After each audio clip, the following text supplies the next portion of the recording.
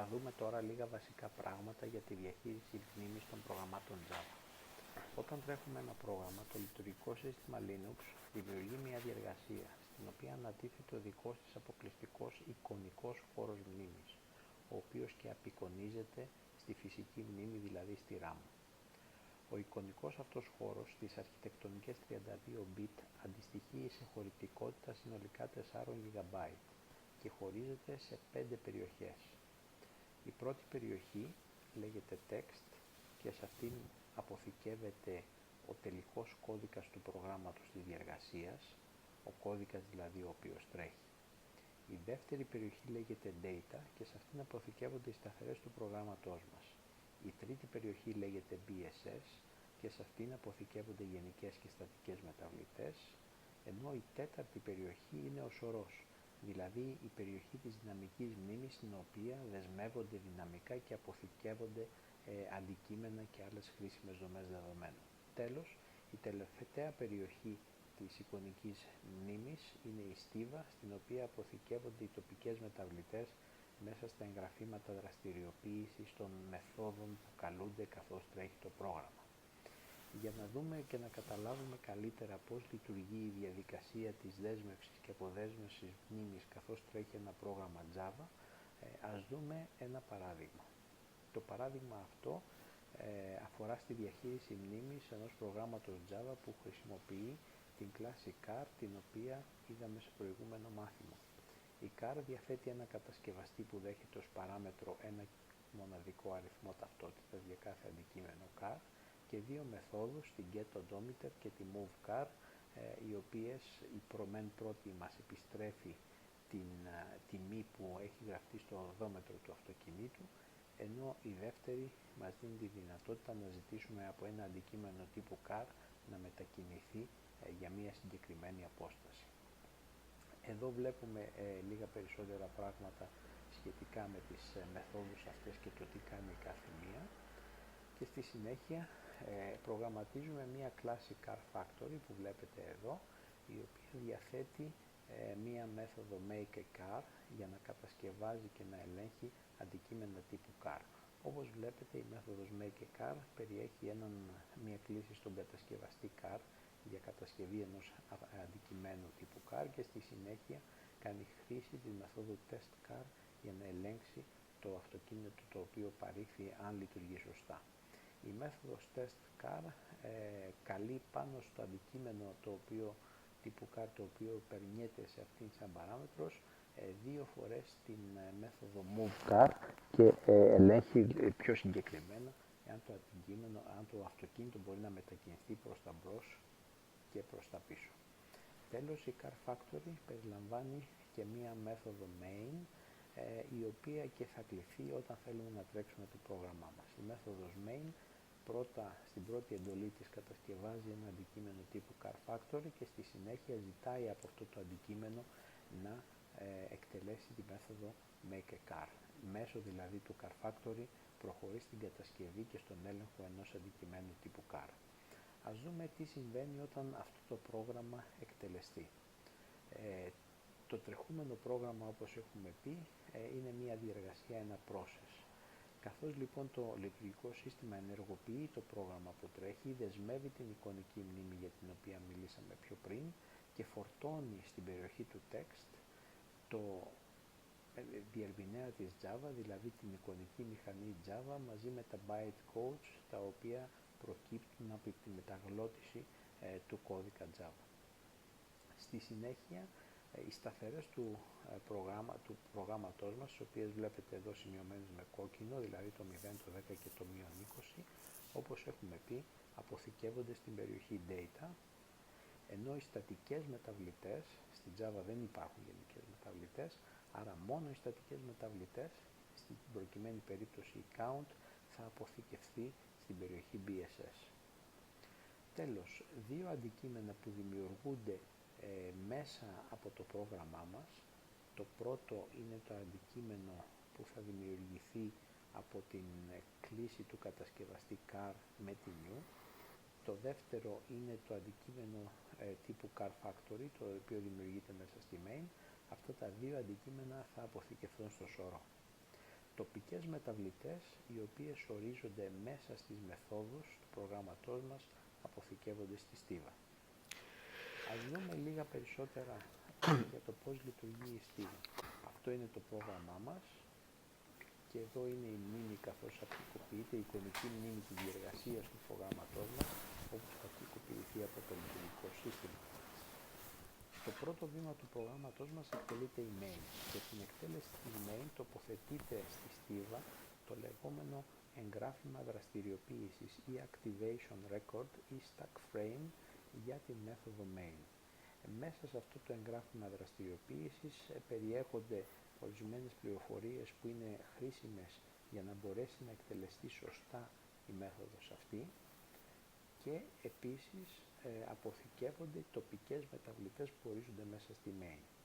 Στην περίπτωσή μας βλέπουμε ότι στο εσωτερικό της main έχουμε ορίσει δύο τοπικές μεταβλητές, τη CF και την DW1. Αυτές οι δύο τοπικές μεταβλητές διαβιούν, δηλαδή υπάρχουν, τοποθετούνται, αποθηκεύονται μέσα σε αυτό το εγγράφημα δραστηριοποίησης που έχει μπει στη στίβα. Η main τι κάνει? Πρώτα κατασκευάζει ένα αντικείμενο τύπου CarFactory και ενημερώνει το CS, την τοπική μεταβλητή CF με ουσιαστικά τον δείκτη προς το CarFactory και στη συνέχεια πάνω σε αυτό το αντικείμενο CF καλεί τη μέθοδο makeACar. Το επόμενο λοιπόν βήμα για να μπορέσει να τρέξει η makeACar είναι η δημιουργία και τοποθέτηση πάνω στη στίβα ενός εγγραφήματος δραστηριοποίησης για τη makeACar, το οποίο εγγράφημα δραστηριοποίησης με τη σειρά του αποθηκεύει στο εσωτερικό του τις τοπικές μεταβλητές της makeACar. Όπως βλέπουμε εδώ, η makeACar διαθέτει μία τοπική μεταβλητή newC, η οποία αποθηκεύεται μέσα σε αυτό το εγγράφημα δραστηριοποίησης. Η newC θα αρχικοποιηθεί σαν χειριστήριο ενός νέου αντικειμένου τύπου CAR και στη συνέχεια η makeACar θα καλέσει τη μέθοδο testCar. Κατά την κλίση της μεθόδου testCar δημιουργείται ένα νέο εγγράφημα δραστηριοποίησης για την testCar, το οποίο και τοποθετείται στην κεφαλή της στίβας. Όπως βλέπουμε, σε αυτό το εγγράφημα δραστηριοποίησης αποθηκεύεται στο εσωτερικό του, υπάρχει χώρος ο οποίος έχει δεσμευτεί για να αποθηκευτεί στο εσωτερικό του η τοπική μεταβλητή που υπάρχει στην μέθοδο testCar και η οποία είναι η testC. Πιο συγκεκριμένα η testC δεν είναι τοπική μεταβλητή, αλλά είναι η παράμετρος την οποία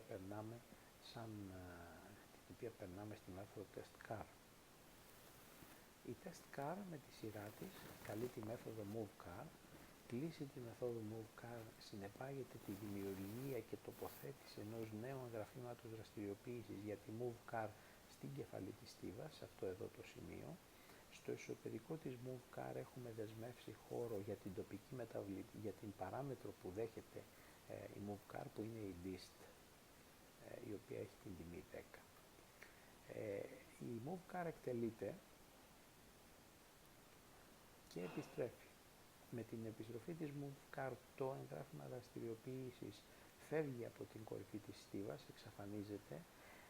Η παράμετρος που είχαμε περάσει και οι όποιες τοπικές μεταβλητές μπορεί να υπάρχουν μέσα σε αυτό το εγγράφημα δραστηριοποίησης εξαφανίζονται και ο έλεγχος επιστρέφει στην testCar, η οποία και κάλεσε τη moveCar. Η testCar εκτελεί στη συνέχεια τη δεύτερη κλίση στη moveCar, επομένως έχουμε ένα νέο εγγράφημα δραστηριοποίησης που αντιστοιχεί στη moveCar και το οποίο τοποθετείται πάλι στην κορυφή της στίβας.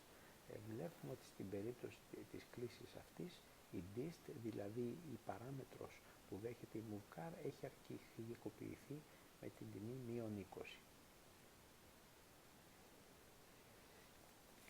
Καθώς επιστρέφει η moveCar, το εγγράφημα δραστηριοποίησης φεύγει από την κορυφή της στίβας, διαγράφεται και στην κορυφή της στίβας βρίσκεται και πάλι το εγγράφημα δραστηριοποίησης που αντιστοιχεί στην αρχική κλίση που είχαμε της testCar.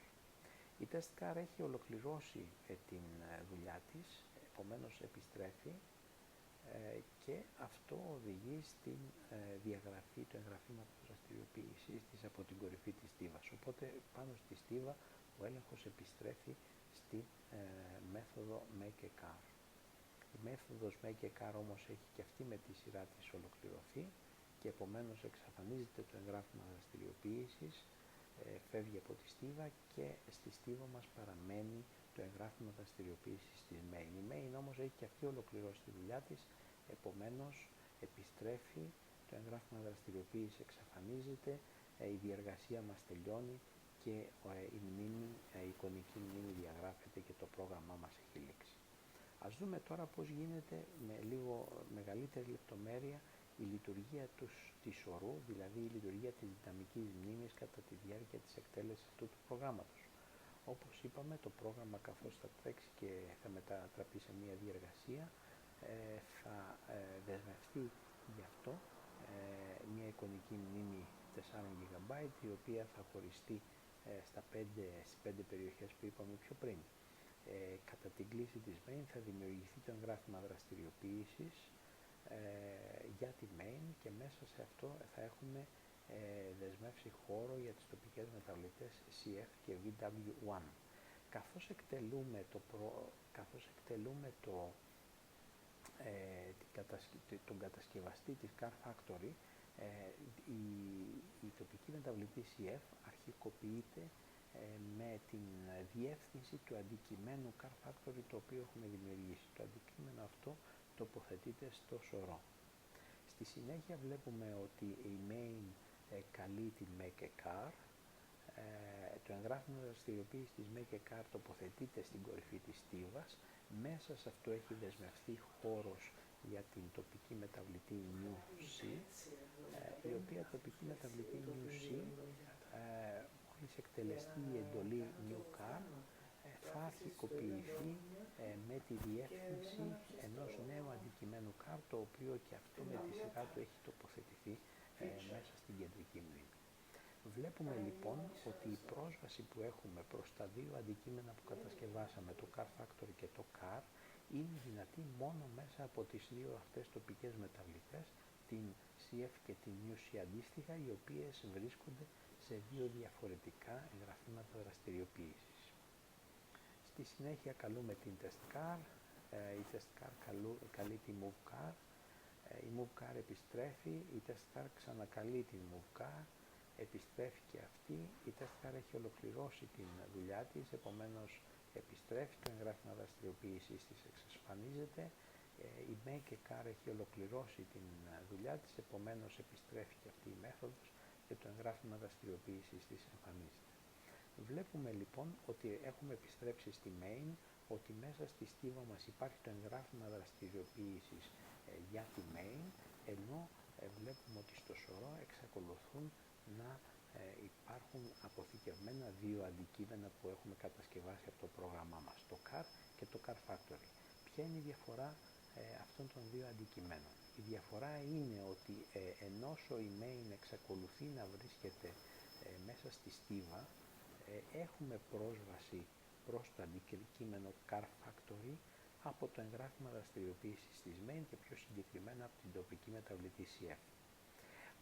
Ωστόσο, για το αντικείμενο τύπου Car δεν έχουμε πλέον καμία πρόσβαση. Γιατί? Διότι δεν υπάρχει κανένα χειριστήριο το οποίο να παραπέμπει στην Car. Το χειριστήριο που διαθέταμε και σαν πρόσβαση προς το αντικείμενο Car βρισκόταν τοποθετημένο μέσα στο εγγράφημα δραστηριοποίησης, το οποίο μόλις πριν λίγο σβήσαμε από τη στίβα καθώς επέστρεψε η κλίση της Make a Car.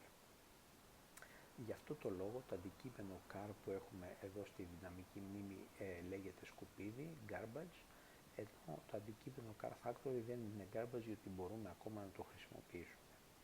Η main έχει ολοκληρώσει τη δουλειά της και επομένως το εγγράφημα δραστηριοποίησης φεύγει από τη στίβα, το πρόγραμμά μας επιστρέφει και το λειτουργικό σύστημα διαγράφει την εικονική μνήμη που είχε αναθέσει σε αυτή τη διεργασία, απελευθερώνει τον αντίστοιχο χώρο στη φυσική μνήμη και έχουμε τελειώσει.